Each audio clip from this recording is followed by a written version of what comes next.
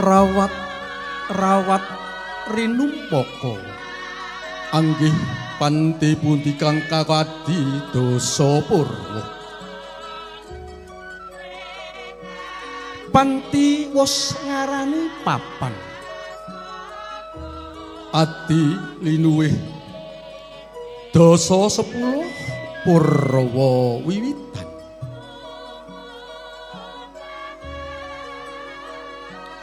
sanadyan kata balisema ingkang abejukit tepung taritis nunggil pager nunggil plataran hananging boten kadya graha wangsa manggala kadhin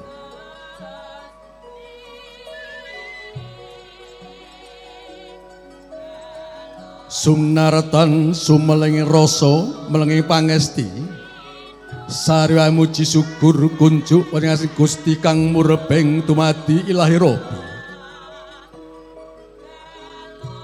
mugi pamoring kanugrahan wahyuning katentreman tansah kajiwa kasarira pinsedaya dalasan kula Waradin sagung dumadi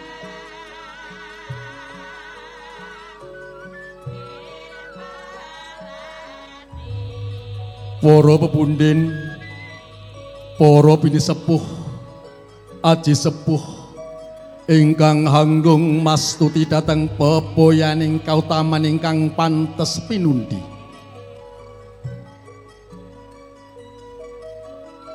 para pangembating praja satenggari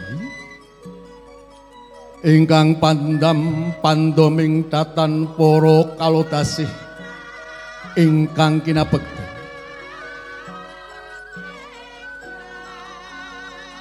para adilenggah kakung putri ingkang hambek berbudi dharma ingkang sinugata sagunging pakurmatan langkung-langkung baraya agung piyenipun Bapa Joko Sungkono Ibu Ajah Windraningsih ingkang mijil saking Banaran Pabilan Kartosuro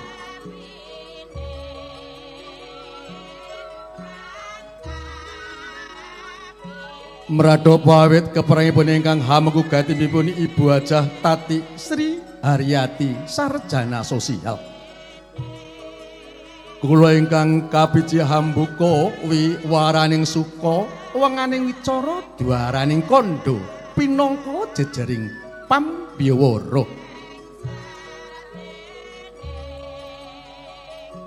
kinen ngaturaken urut reroncaning rantamaning adicara upacara prasaja ing ri kang menika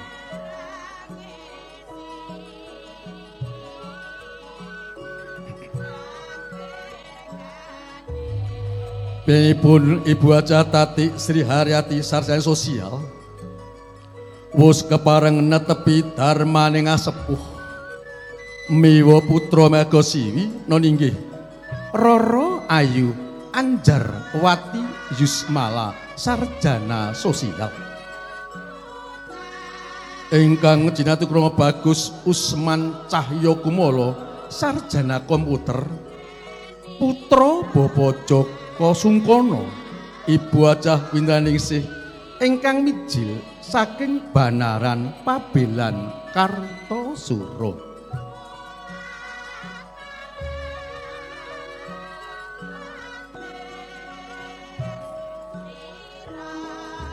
tataning gati wus katata tumapa ing wanci wus karancang rantaman adicara wus karunci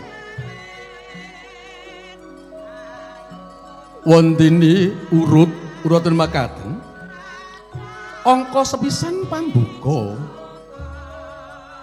kalih mijiling putra temanten putri saking panti busana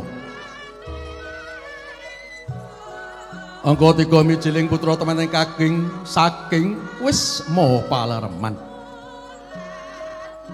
Laksitaning Uruk Adijara ingkang angka sanon nggih pasrah panamring temanten paripurna pasrah kalajengaken upacara panggih.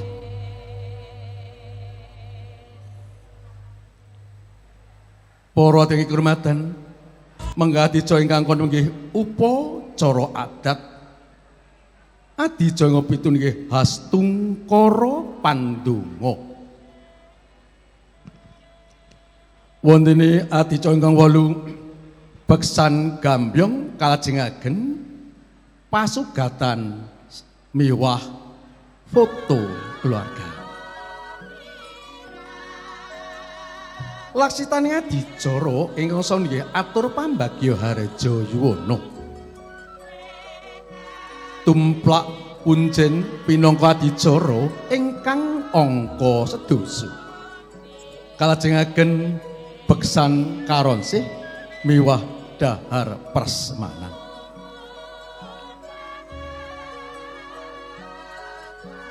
Beksan begalan pratandha bedoling putra temanten sarimbit. Mangga adicara ingkang sajroning nggih adicara panutup. Para adilenggah ingkang winatuning pakurmatan,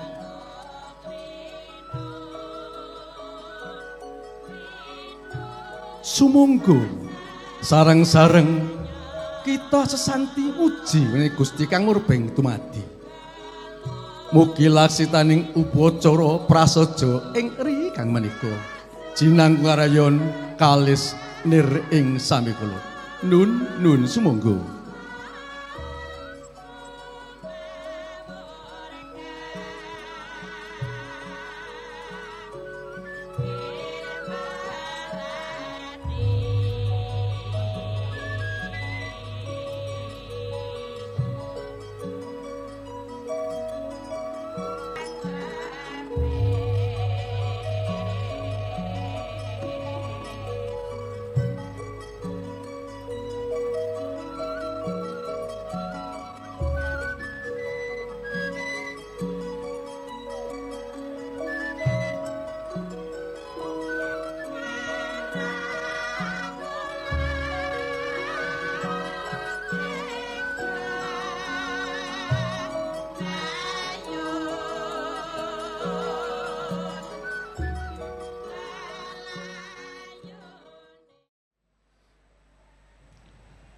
Para adilenggah ingkang winatu ing bagya mulya. Karana wus ginelak guming siring mangsa kala tumapaing gati wus pinanci. Kepareng kula amban karya tama badhe hangrempeli mbeka sawiji urut reroncaning adicara kang wus katiti. Kanthi pangajab mugi lamping pawiwahan prasaja temanten wiwit purwa madya manjing wasana kalis nir ing rubeda sumimpang godha rencana. Para dilenggah sumangga wiwit prasaja ing ri kang menika kita purwakani kanthi maos basmalah.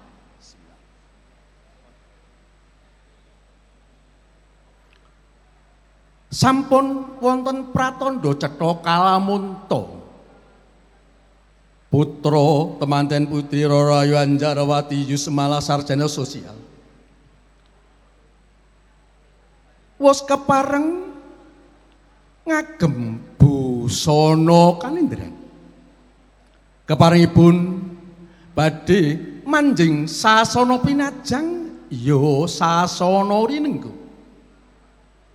Awit saking menika dumatipun Ki Subamanggala, Ibu Hajah Hani Sutopo miwah Ibu Hajah Sri Mintarsih menggah bidaling putra temanten putri saking Wisma busana sak margya kadya sekar kang mawa teja.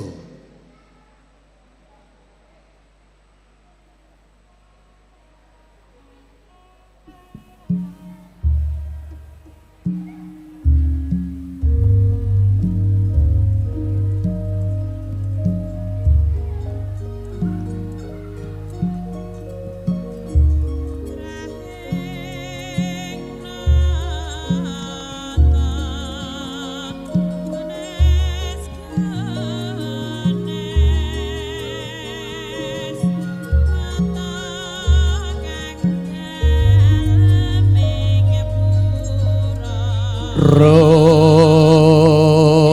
sidem permanem tan ana swabawa kang kumasih ing jroning sasana suka parisuka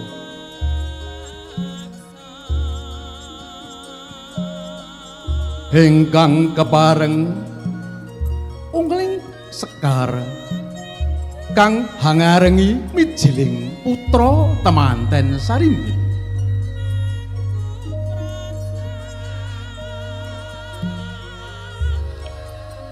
kawistara putra temanten Sarimbit wis paripurna nggenya mulas wadana ngadi sarira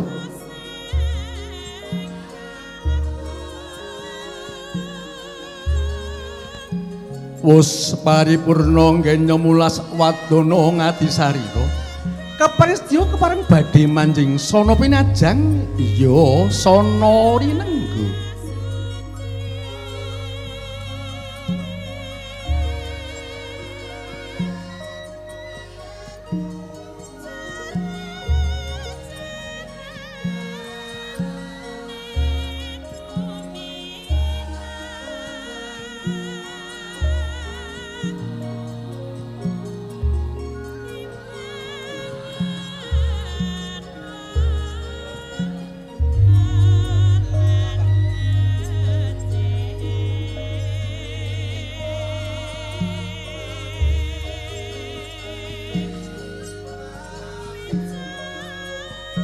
sapecak mangu sakedap kandhek tindaknya putra temanten putri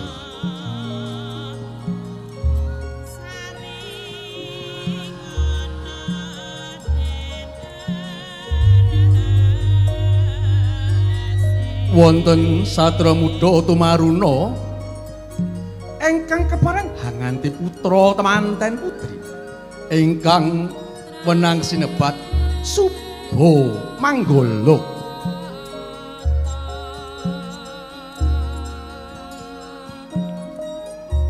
Suba Manggala Suba sae Manggala pangarsa kepareng hanganti putra temanten manjing sono pinajang ya sono rinenggo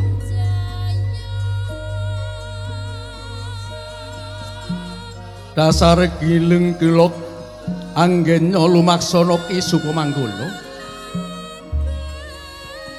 wiwit alit duk rikala wiwitatipun sampun ginulang gilik ing budaya luhur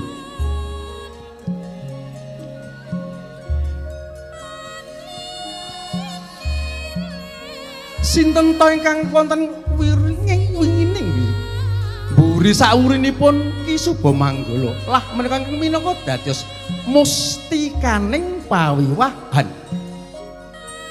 niki pun Rara Ayu Anjarwati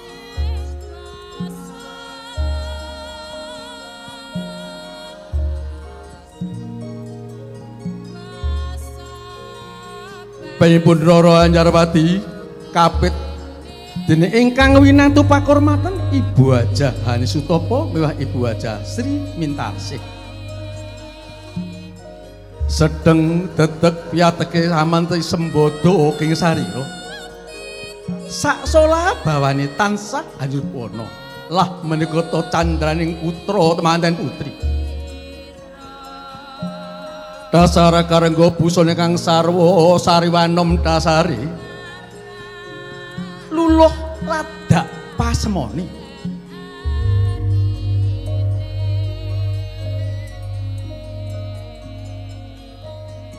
ukel rinenggo kanan puspita indah kaurian asri dinulu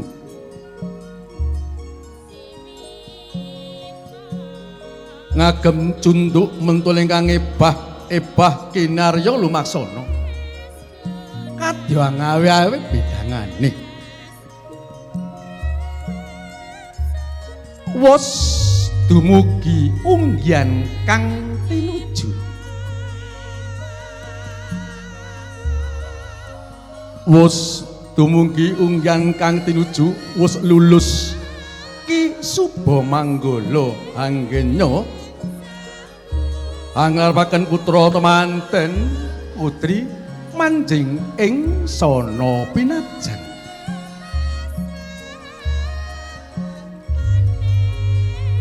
Putra temanten lenggah piyambakan hangono raras pratandha ing saklebeting waradaya semu kujiwa.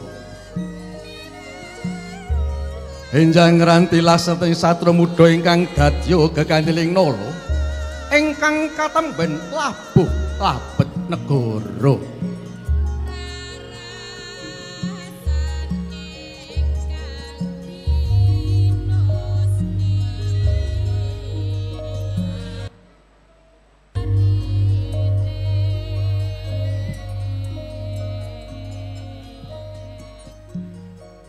Para wadring kehormatan, kawistara putra temanten putri wus kepareng lenggah angono aras wonten ing sono pinajang.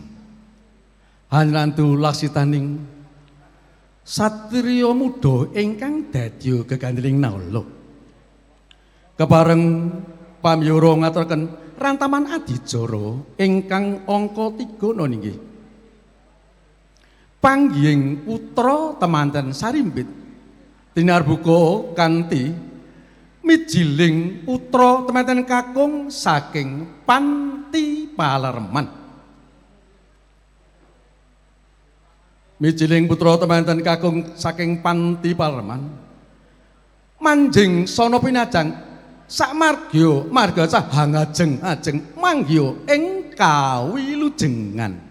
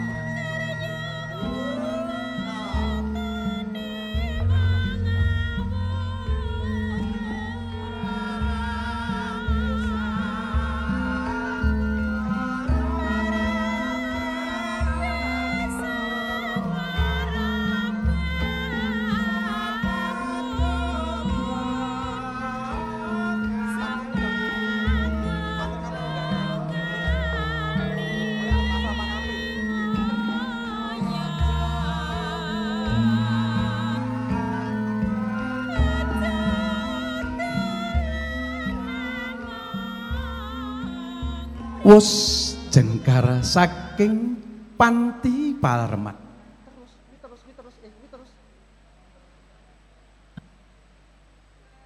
Wus jengkar saking Panti Palerman putra temanten kakung.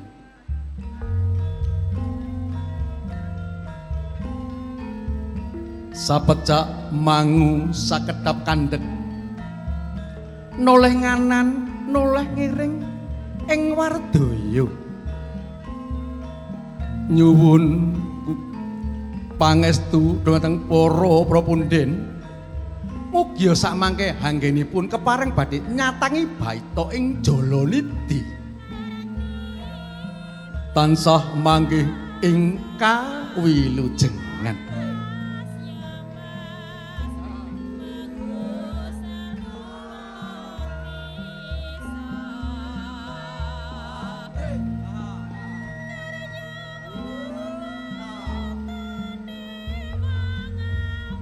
Saya caket, saya celak lumaksaning Ki putra temanten kakung.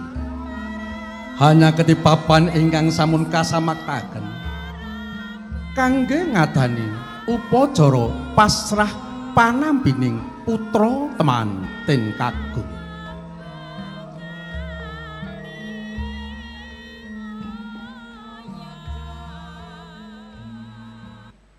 Para dening kehormatan. Sampun duwi papan ingkang sampun kasamaktaken. Ugi bareng pasrah panampining putra temanten kakung. Wontene ingkang kepareng badhe hamasraken ingkang winantu pakurmatan biyengipun Bapak Kadir Prapto Juwono. Saking menika samangke ingkang kepareng nampi pebudhen kula Bapak Surono Sasana Teknik. Dhateng para ingkang piniji sasana tuwin swasana kasumanggaken sumangga.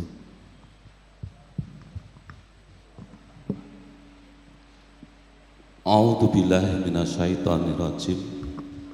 Bismillahirrahmanirrahim. Assalamualaikum warahmatullahi wabarakatuh.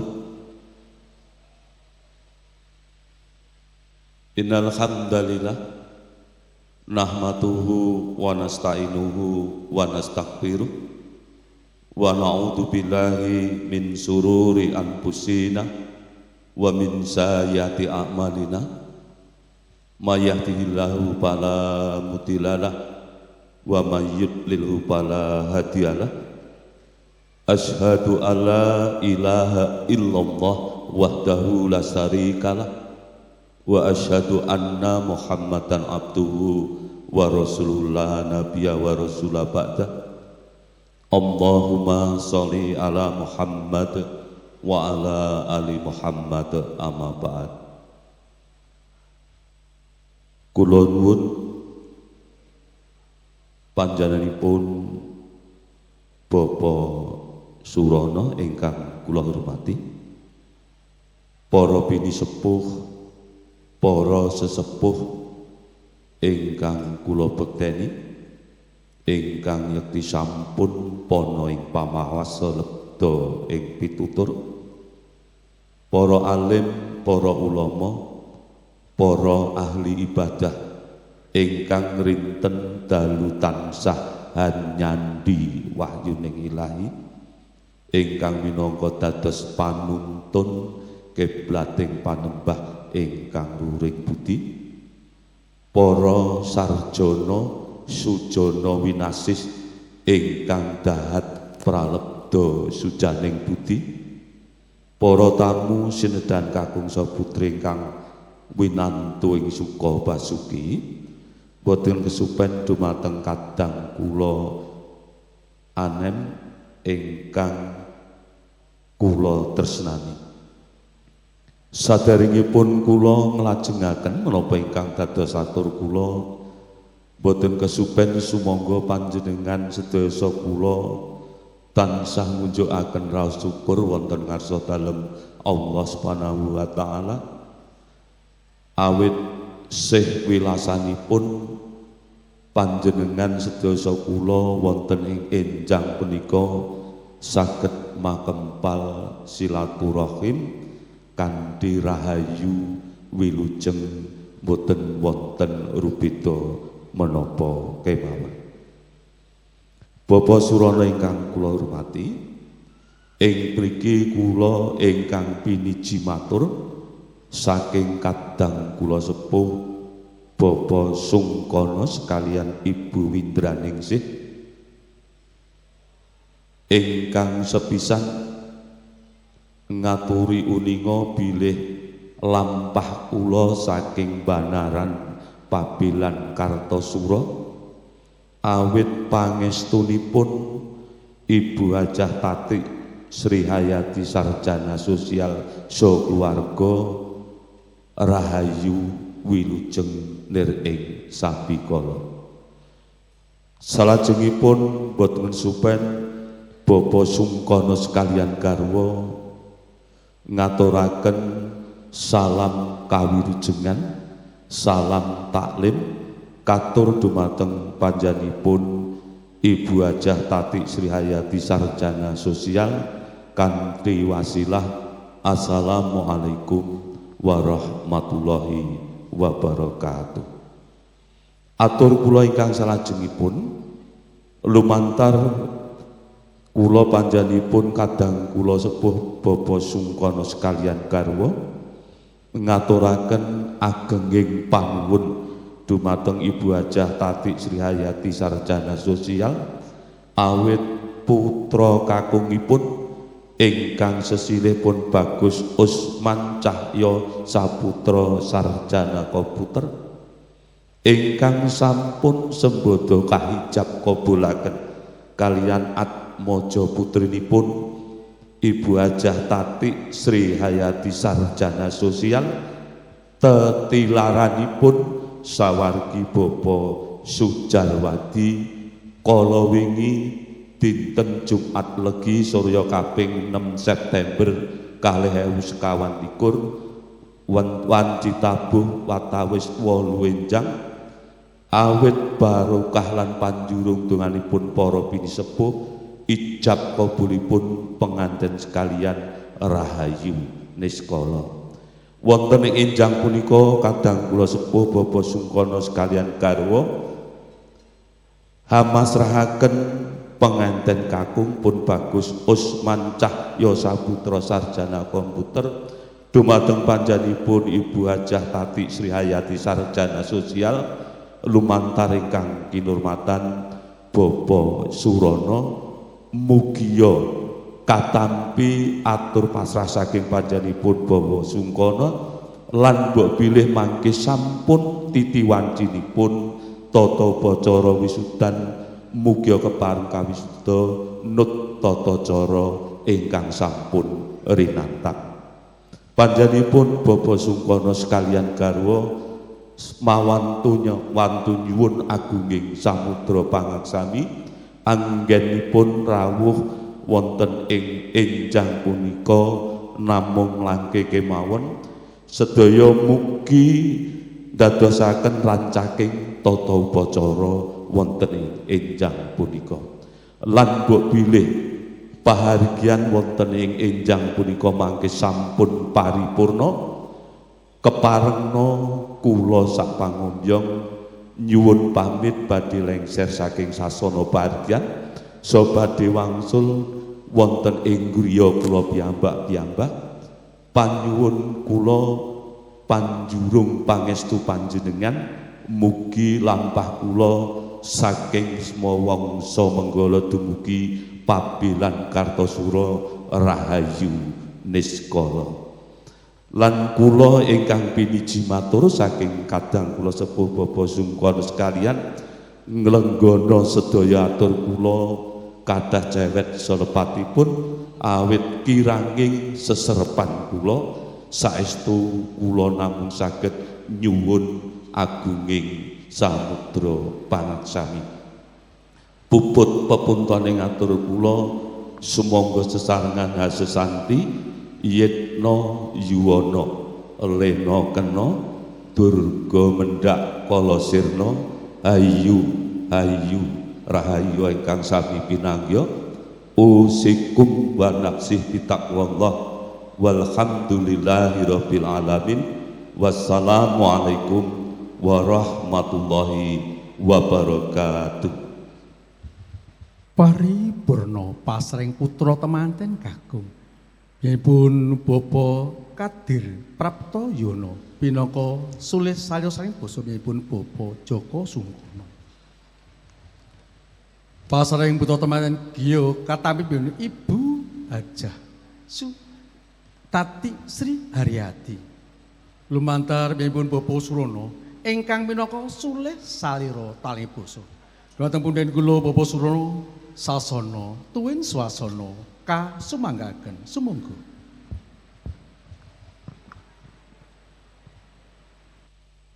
Bismillahirrahmanirrahim. Winantu ing kawilujengan miwah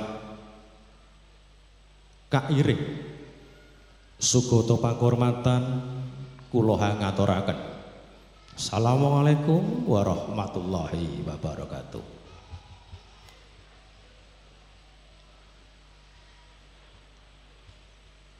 Sirna kang memala mahanane gumelaring jagat kang tentrem muhung mangestuti luhuring budaya. Dumatenipun para pinisepuh, para aji sepuh ingkang dahat kalingga murdaning akarami dalasan ingkang tuhu kinabekten. Para tamu kakung putri sinedaan ingkang bagya mulya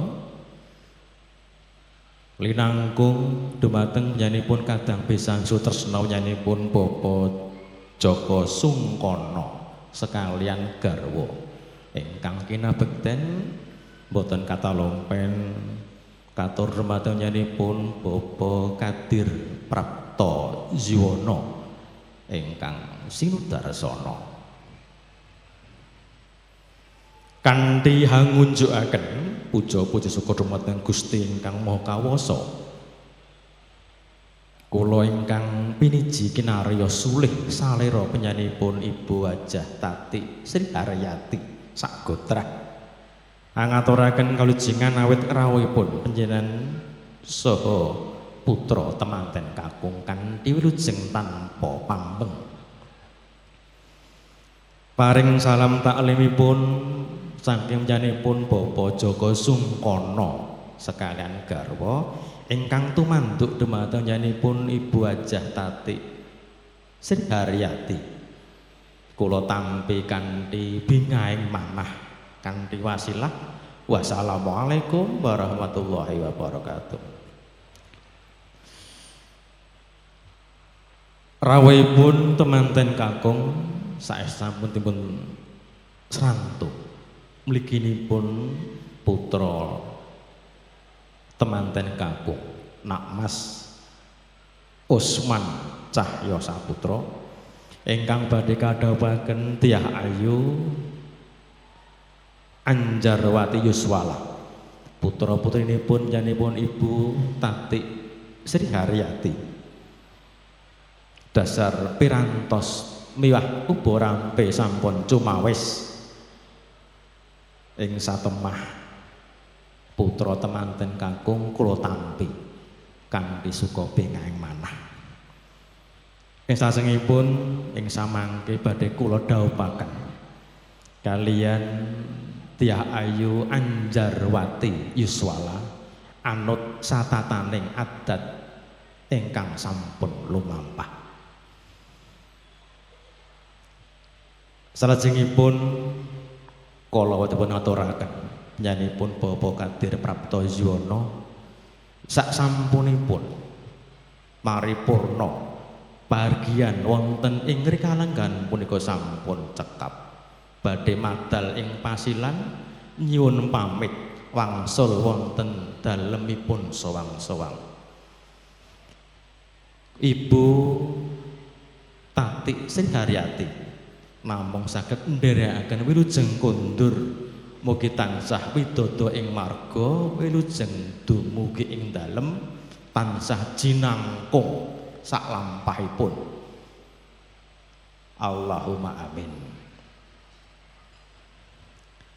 Ing wasana kanthi panyuwunan Ibu Tati Sri Haryati mugi wonten keparengipun Bapak Kadir Prapto Ziwono dalasan sak pangiring ing samangke kula atur lenggah kanthi sekeca merdekaning penggalih ngantos dumugi sak paripurnaning adicara samangke. Minangka puput pepuntoning atur Jaya Jawijayanti tetepa jaya winengku ing Sing Gusti. Assalamualaikum warahmatullahi wabarakatuh. Wekdal kula kunduraken kadang paniticara nuwun. Wus lulus pasrah panampining putra temanten kakung. Keparengajengipun nunggih upacara panggih. Pangging putra temanten sarimbit yen Cinandra kadya cantuka munya ing salebeting warih.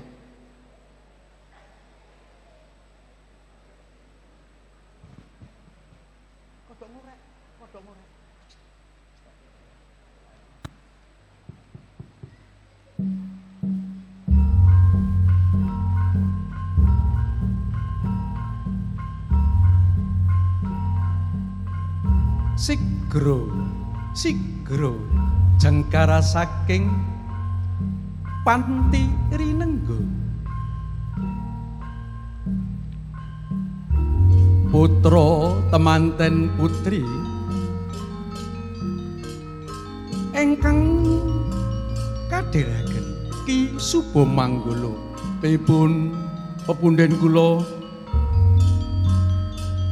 KRT Doni Raharjo Dipuro ingkang mijil saking Un Entertainment hanganti putra temanten putri hanya kiti papan pinangka panggihing putra temanten Sarimbit saya caket saya celak nggenira lumaksana putra temanten Sarimbit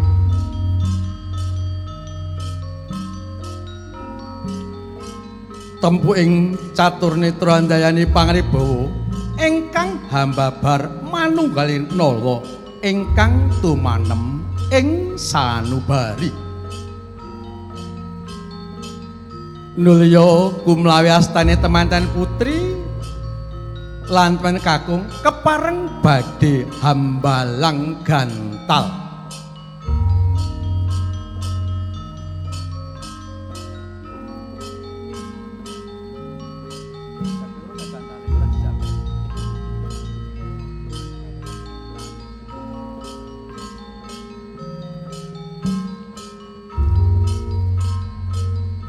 temanten putri hambalang gantal ingkang winastan gundang kasih miwah gundang tutur pramita kalamunta putra temani kalih mugi tansah manunggaling cipta rasa miwah karsane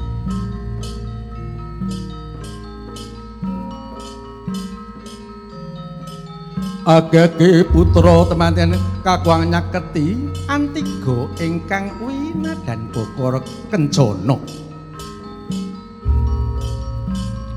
sakala kanang Antiga tinapa ing padha pecah saknalika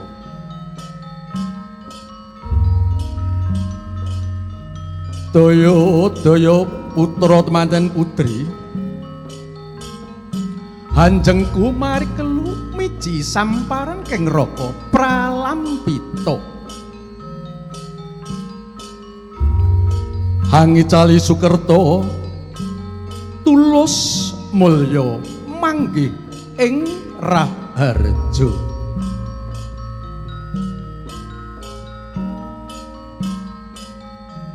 katon kambang-kambang kumawi sekar triwarna kang aning jroning Bokor Kencana mawar mladi miwah kanthi yekti minangka kinarya prampita lamun winawar ing tembung manis lumantar keding lati dadya pambukaning karyatama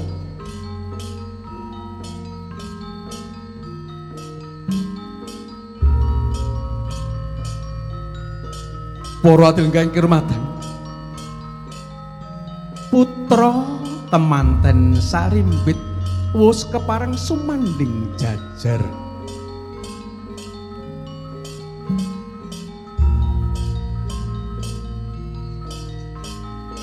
ing pramila kajengen wonten ing sinengkepan sindu-sindur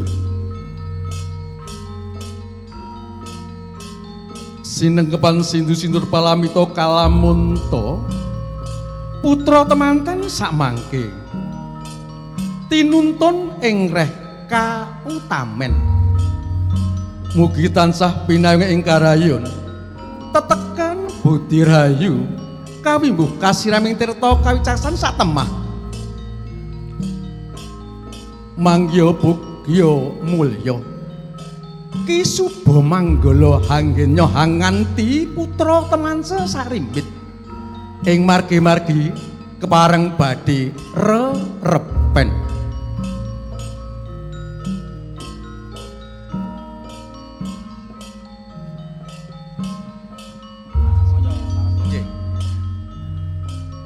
tindanya mustikaning putra samgit sinedha kadya laras maya.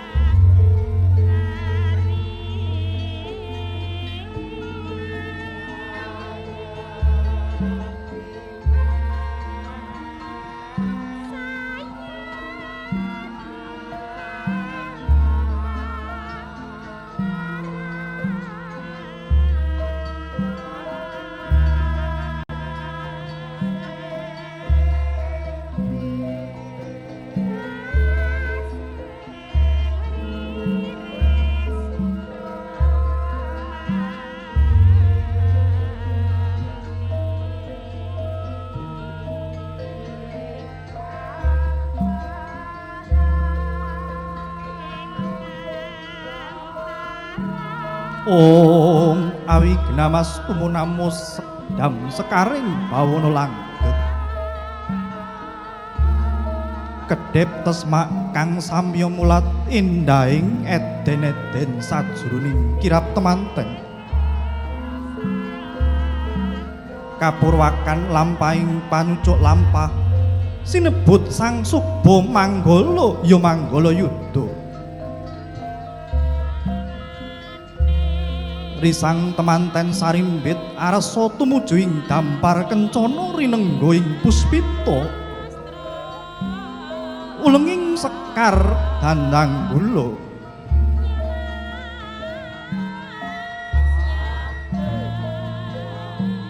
gegarane wong akrami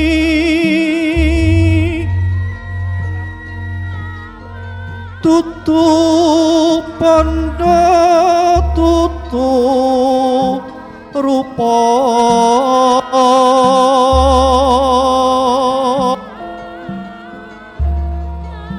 amung hati pati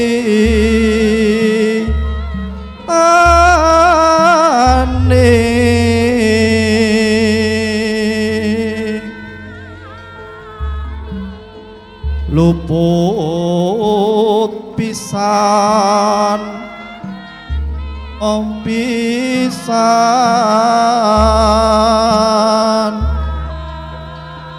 yen gampang luwih gampang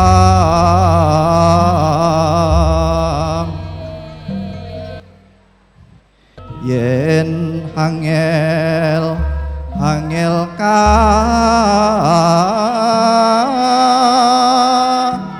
langkung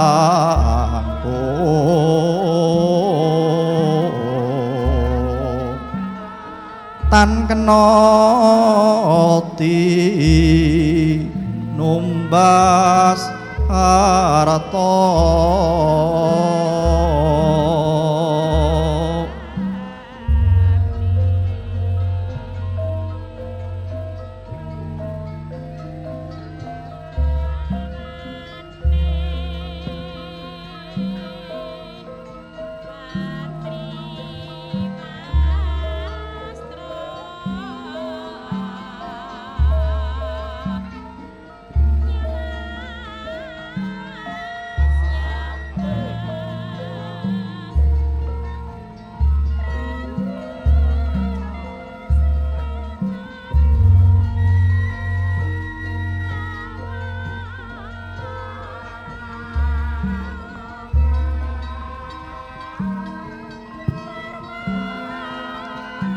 Ki Subo Manggala wus lulus hanganti putra temanten Sarimbit manjing ing Panti Rinengga.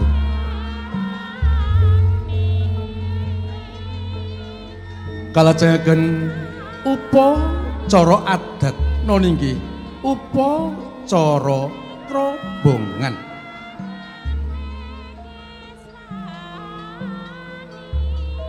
Timbangan kacar kucur miwah sungkeman. Mugya putra temanten Sarimbit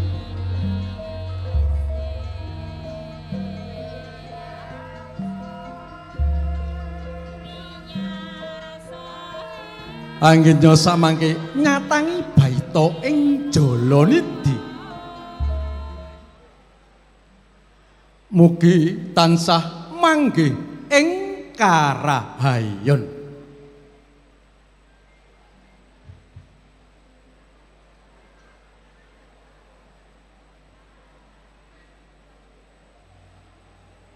Saya Anjarwati Yusmala dengan Kusman Cahyo Saputra dengan mas kawin uang 10 juta rupiah dan emas 5 gram dibayar tunai. Saya terima nikahnya dan perjodohannya Anjarwati Yusmala, saudara kandung dari Tony Hapsarowati, untuk diri saya sendiri dengan mas. Timbangan samut cekap kajengaken kacar kucur.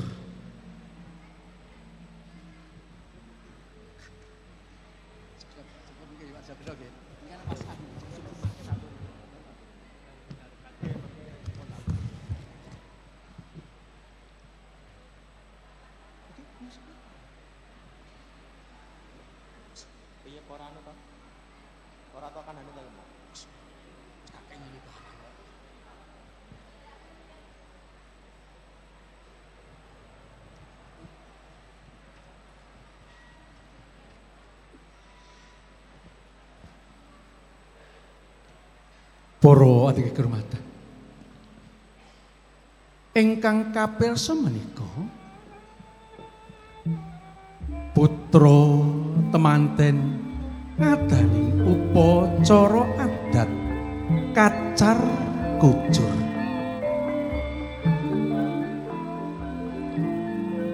Penganten kakung ngasta tilam lampus isi arta receh dipun campuri uwos soketos lajeng kasuntak ing pangkonane kang garwa.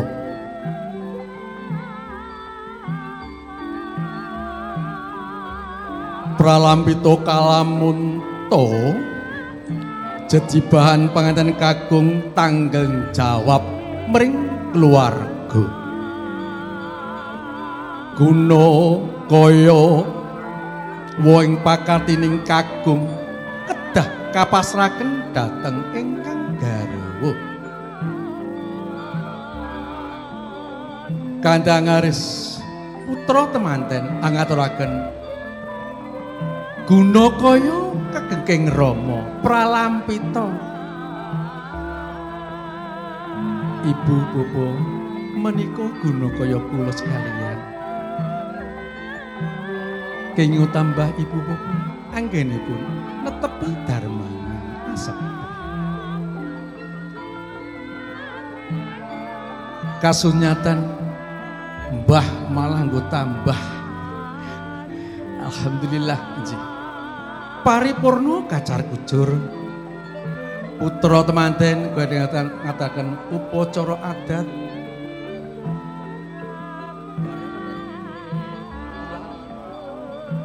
dulangan.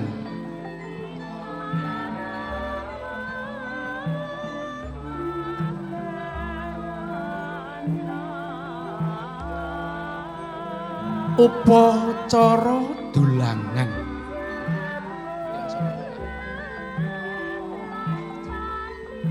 Pralampita putra temanten hangge nyombangun Bali Wisma.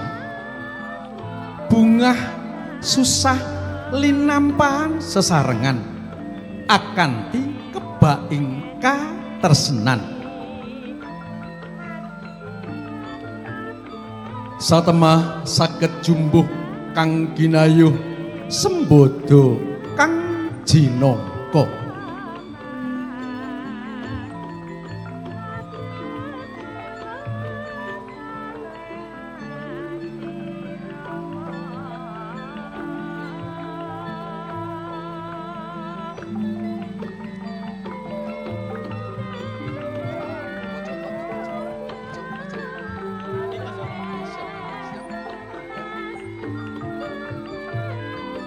Paripurna upacara dulangan kalajaken upacara sungkeman. Sinten tapa pundha ingkang tinanggenah kaparang hanglos duwung ingkang winadu pakrumatan baipun Bapa Joko Sudibyo. Mugi keparang hanyaketi putra temanten sarimbit ingkang saperlu lolos duwung karana putra temanten kepareng badhe ngadani upacara sungkeman.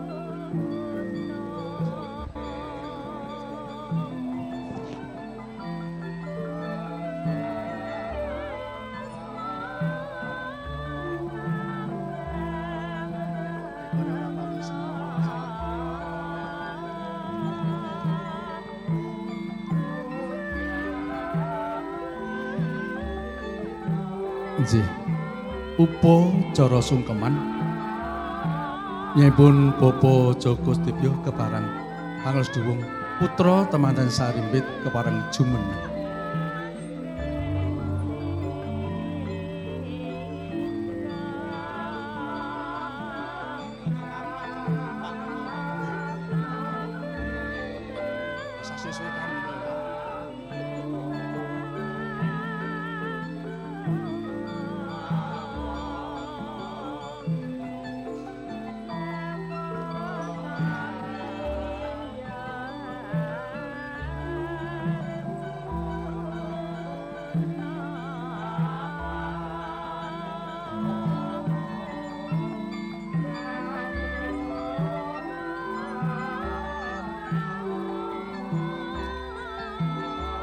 Penganten kakung wus jengkar saking dampar rinenggo.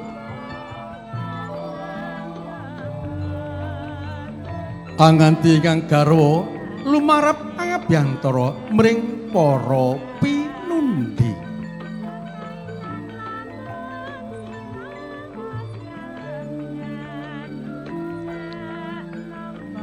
Astining penggalih muhung sumedya sumungkem aswa pepadaning ingkang Rama wiwah ibu.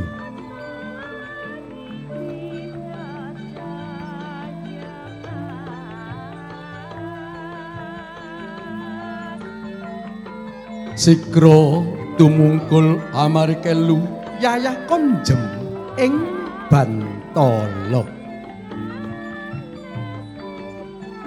Watanene pengantin sarimbit tangkeping asta sumembah ing jenggukanan sinartan ening cipta rumasuk ing sanubari.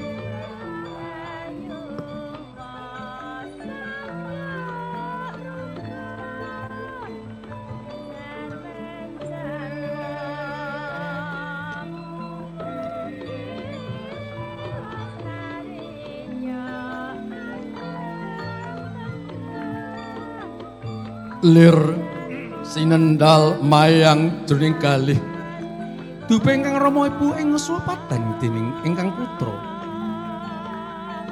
sumedhing wartaya tan bangkit sinayudan sakala ngelus elus pamidangane kebak ing rasa asih tresna.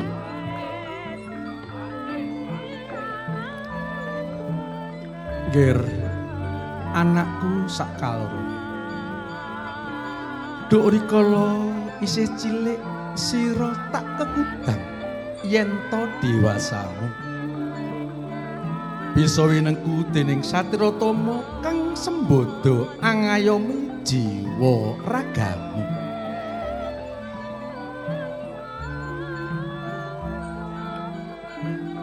Ing kalungguhan iki sepira to lega bungeng atiku dene kekudangaku wus dadi kasunyatan.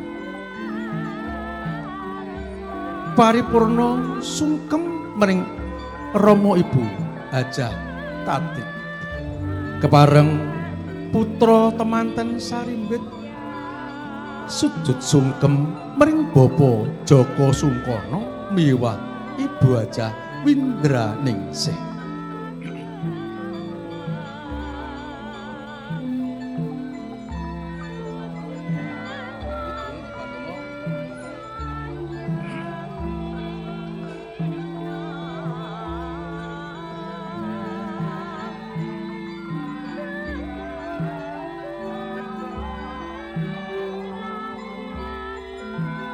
Anakku sakarone Anjar lan kowe Usman siang pantara Ratin Susman Gusti kang murebeng dumadi muga anggonmu nyatangi baita ing jala niki tekan gisi ing dadi keluarga sing sakinah mawaddah warahmah keluarga sing kebak katresnan jati yo sejatining tresna satemah enggal lo ana pratandha cetha kang murbeng kawasa anggonmu bangun bale wismu ingkang arupa putra sing saleh lan solikah bisa gawe gayeng lan regenging anggonmu bangun bale wismu. Para wing rumadang wus lulus putra temanten sarimbit nggenya ngadaning upacara adat timbangan kacar kucur dulangan miwah sungkeman penipun Jaka Sudibyo wus lulus anggenya ngai jejibahan lolos duwung keluarga niki manuwun ingkang kalpindhan mugi jurung pandonga panjenengan saged anjalari putra terus sarimbit mengke anggenipun geblur ing jaketing Madyaya Jatinasis saestu pikantuk murmating kurmating berkahing saing Gusti kang murebeng dumadi.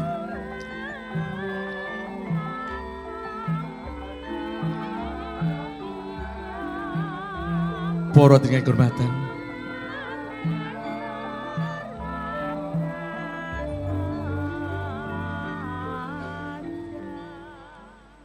kepareng pambyara lajengaken rantaman adicara ingkang angka 7 niki donga Hastungkara kalajengaken pitutur luhur. Donga Hastungkara mliginipun dhateng putra tenan sarimbit mugya kangge sangu hanggenya gebyur ing jagating winasis ya jagating madya. Dhateng kita sedaya donga astungkara mugi saged hanjalari gesang kita tansah pinayon kaharayon tebih ing sambikala. Wontene pitutur luhur saha donga astungkara kepareng badhe pun aturaken ingkang winantu pakurmatan pinipun Bapak Kiai Haji Dr. Andes Samsudin Asrofi MM. Dhatengipun pepundhen kula sasana tuwin swasana kasumanggaken sumangga.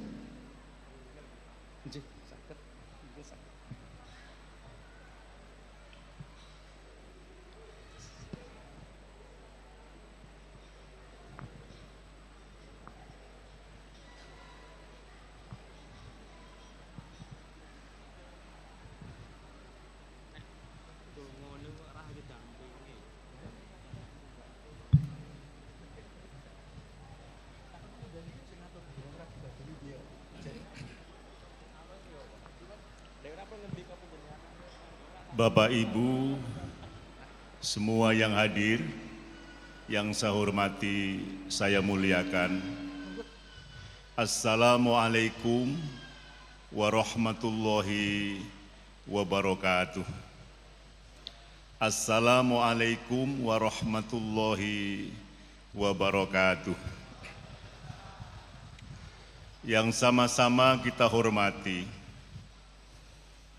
seluruh tamu undangan, utamanya tokoh-tokoh masyarakat, tokoh agama, yang terhormat dan saya hormati pula, yang putranya hari ini disyukuri, yakni Ananda Rodoayu Anjarwati Pusmala Esos dengan Bagus Usman Cahyo Saputro Eskom bersama ayah bunda dan keluarganya masing-masing yang kami muliakan. Hadirin yang berbahagia, kami dimohon oleh keluarga secara singkat untuk memberikan kelengkapan nasihat yang selama ini sudah dinasihati, diteladani oleh ayah bunda, guru-guru, dan tokoh sekitarnya.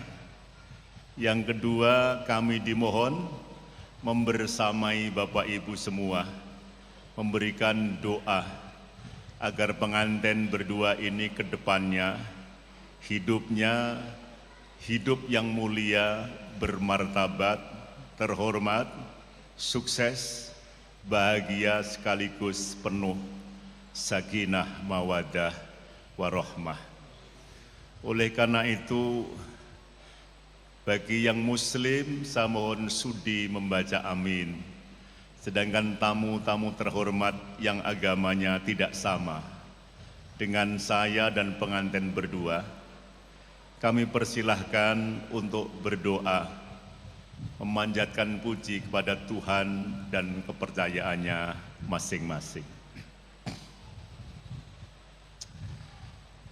Allahumma salli ala Sayyidina Muhammad wa ala ali Sayyidina Muhammad. Alhamdulillahi Rabbil Alamin. Barakallahu lak wa baraka alaik wa jama'a bainakuma fi khair. Birahmatika ya arhamar rahimin. Allahumma alif bainahuma kama alafta baina Sayyidina Muhammadin sallallahu alaihi wasallam wa Sayyidatina Khadijatal Kubra bijalalika wa karamika wa syafaati rasulika ya arhamar rahimin. Istajib du'ana ya Allah, innaka antas sami'ud du'a. Rabbi habli minas solihin, Rabbi la tadarni farda wa anta khairul warisin. Ya bunayya khudil kitaba biquwwah Ya Allahu ya Rahman, Ya Allahu ya Rahim. Dua orang hamba-Mu ya Allah, yang pria seorang muslim yang baik, yang wanita seorang muslimah yang baik pula, kini telah mengikuti jejak sunnah Nabi-Mu, nikah secara Islam, direstui ayah bunda dan keluarganya. Kini disaksikan tamu-tamunya yang terhormat, dan insya Allah disaksikan pula ya Allah oleh para malaikat-Mu yang di langit sana. Jadilah kesaksian semua itu ya Allah menjadi motivasi, dorongan, penyemangat bagi keluarga baru ini agar hidupnya saling memuliakan dan saling menghormati, saling membantu dan menguatkan, menolong kepentingan bersama, penuh toleransi, dan senantiasa berpikir positif terhadap pasangannya. Birahmatika ya mujibas sa'ilin. Ya Allah ya Rahman, Ya Allah ya Rahim. Nabi-Mu pernah bersabda dalam sebuah hadisnya ya Allah, seorang hamba yang nikah semata-mata ingin mengikuti sunnah Nabi-Nya dan ingin menjaga kesucian diri, kehormatan serta martabat keluarganya, Allah berjanji akan menolong hamba tadi. Ya Allah, insya Allah ananda pengantin berdua ini selaku umat Islam nikahnya pasti ingin mengikuti sunnah Nabi-Nya ya Allah, sekaligus ingin menjaga kesucian diri, kehormatan serta martabat keluarganya. Oleh karena itu ya Allah, berilah pertolongan kepadanya, jadikanlah ilmunya bermanfaat, rezekinya berkah, anak keturunannya pada saatnya nanti ya Allah, lahirkanlah anak keturunan yang soleh dan solihah. Akhlaknya senantiasa mulia, tutur kantanya santun, mudah memaafkan terhadap sesama, bekerja keras ya Allah untuk memenuhi kebutuhan hidup keluarganya itu mulia, tapi malas bekerja itu dosa. Ya Allah ya Rahman, Ya Allah ya Rahim. Keduanya masing-masing ini menjadi anak yang sangat dicintai oleh keluarganya ya Allah. Dilahirkan oleh ibunya, disusui di saat masih kecil, disuapi ketika lapar, ketika sakit diobatkan, agar pintar disekolahkan, ketika berhasil disyukuri, kini dilepas ya Allah untuk menjadi pasangan baru. Oleh karena itu tumbuhkanlah dalam diri masing-masing pasangan baru ini ya Allah, menghormati pasangannya itu harus diartikan sedang menghormati ibu, ayah, dan keluarga besarnya. Dan menyakiti, menghina, meremehkan, merendahkan pasangannya itu ya Allah, itu secara tidak langsung sebenarnya sedang meremehkan, menghina, dan merendahkan pasangan itu dari ayah, bunda, dan keluarganya. Lebih jauh dari itu ya Allah, menghormati orang lain itu berarti sedang menghormati yang menciptakannya. Sedangkan memaki, menghina, merendahkan itu berarti sedang menghina yang menciptakannya. Ya Allah ya Rahman, Ya Allah ya Rahim. Karunia ya Allah, karunia ya Allah, rahmatilah ya Allah keluarga baru ini untuk senantiasa meneladani teladan-teladan baik dari ayah, bunda, guru, dan ulama-ulamanya. Hindarkan dari keluarga baru ini ya Allah sikap angkuh, sombong, tidak pernah peduli terhadap sesama. Karena dengan cara seperti ya Allah, insya Allah hidupnya akan semakin baik, semakin berkah, dan semakin bermanfaat. Rabbana taqabbal minna innaka antas samiul alim.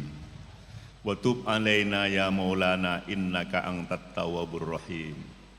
Allahumma antas salam wa minkas salam wa ilaika ya'udus salam wa hayyina rabbana bis salam wadkhilnal jannata darus salam tabarakta rabbana ya dal jalali wal ikram. Ya Allah, akan kami akhiri permohonanku ya Allah. Semoga pasangan baru ini senantiasa pandai bersyukur atas nikmat-Mu ya Allah. Bersyukur kepadamu dengan cara beribadah dengan sebaik-baiknya ya Allah. Berterima kasih dengan ayah, bundanya, guru dan siapapun ya Allah. Sebagai bukti ungkapan terima kasih kepada orang yang pernah melahirkan, orang yang pernah mengantarkan dia mengerti tentang kehidupan. Jadikanlah keduanya ya Allah, hidup ini tidak selalu baik-baik saja ya Allah. Tumbuhkanlah dari diri pengantin berdua ini sikap sabar, tabah, tahan uji, tidak mudah putus asa. Meskipun hidupnya tetap harus mandiri, tapi tidak boleh melupakan keluarganya masing-masing. Jadikanlah ya Allah kehidupan keluarga baru ini lebih mulia, lebih terhormat, lebih bermartabat, lebih baik lagi dari keluarga yang sudah sama-sama baiknya ini. Rabbana atina fid dunya hasanah wa fil akhirati hasanah wa qina adzabannar. Innama amruhu idza arada syai'an ayyakula lahu kun fayakun. Walhamdulillahi rabbil alamin. Bapak Ibu yang terhormat, itu sebagian kelengkapan nasihat dari ayah bundanya. Dan terakhir, Bapak Ibu berdoa bersama kami, semoga Allah mengabulkan permohonan itu. Pengantin berdua, ingat apa yang dikatakan ayah bundamu. Insya Allah semuanya demi kebahagiaan kalian masa depannya. Akhirul kalam, terima kasih. Mohon maaf kalau ada yang khilaf dan kurang berkenan. Assalamualaikum warahmatullahi wabarakatuh.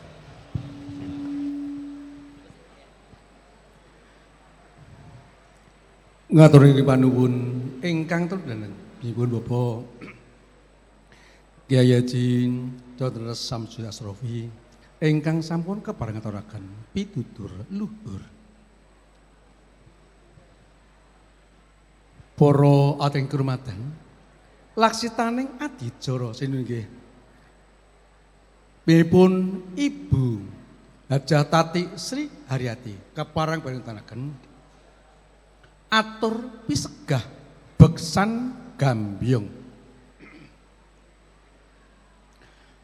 Atur pisegah gambyong badhe kalam njenipun Roro Ayu, Harin, Rini, Kurnia, Ratu Sohrahma.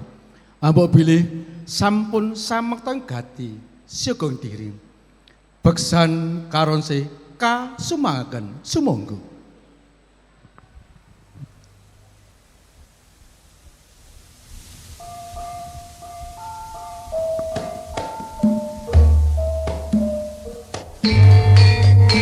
Wonten adicara beksan menika ugi kepareng kawontenaken prapti wimbo utawi foto sesingang sepisan.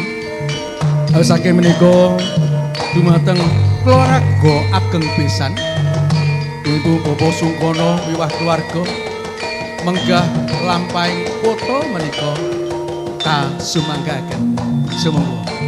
Yamalih dateng pepunin kula Bapak Kadir lan bapak-bapak saking Pabelan mugi kapereng hanya keti putra temanten sarindit saperlu kapendhet gambaripun semoga.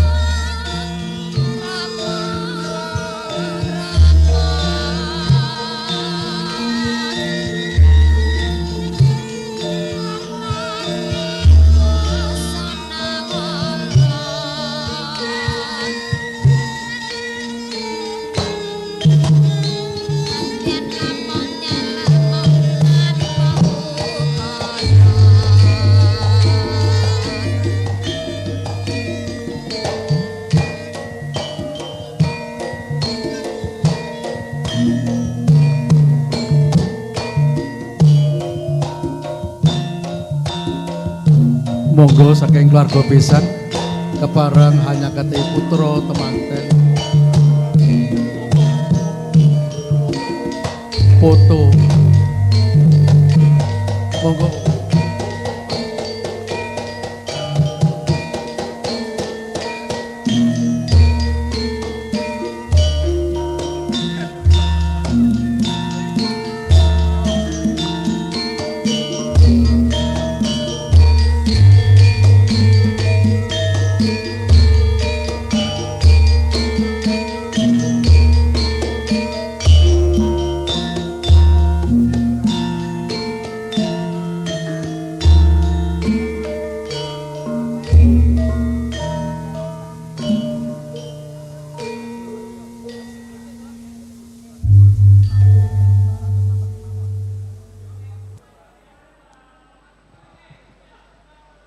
pangalembono miwah panyaruwe godha ing para kadang seniman seniwati hanggenyo sampun kepareng langen beksan gambyong kasumangaken para rawuh sedaya para bisepuh aji sepuh ingkang hanggung mestuti dhateng pepoyaning kautamen ingkang pantes pinundi para pangemban pangembaning praja sacegari ingkang pandam panduming tatan para kawula dasih ingkang kinabekten sumrambah para rasdaya kakung miwah putri sepuh anem ingkang sinudarasana kepareng pambyara lajengaken rantaman adicara ingkang sampun rakitna niki atur pambagya Harjo Yuwono miwah atur panuwun. Langing sedya penipun Ibu Hajah Tati Sri Haryati kepareng badhe ngaturaken atur pambagya miwah atur panuwun. Parantene lengi sedya tan kuwawi mijil ing lisan hamung gandhek ing jangga.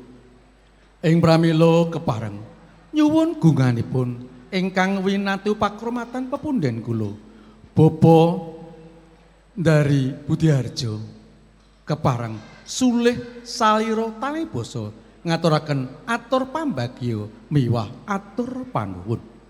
Wontene jumenipun Bapa Haji dari Budiharjo kepareng kapet-apet ingkang winantu pakromatan Bapa Joko Wiharto miwah Insinyur Burhanuddin dumateng para ingkang piniji sasana tuwin swasana kasumanggaken sumangga putra temanten sarimbit miwah Rama Ibu kepareng jumeneng sawetawis.